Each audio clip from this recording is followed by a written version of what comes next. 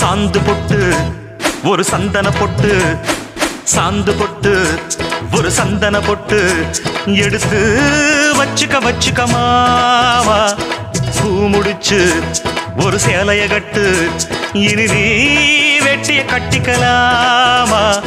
கம்பெடுத்தா சொல்லி அடிப்பேன், ஜல்லி காளையை போல் துள்ளி குதிப்பேன், ஒரு பம்பரமா சுத்தி அடிப்பேன், உங்க பாட்டனுக்கும் கத்து கொடுப்பேன்.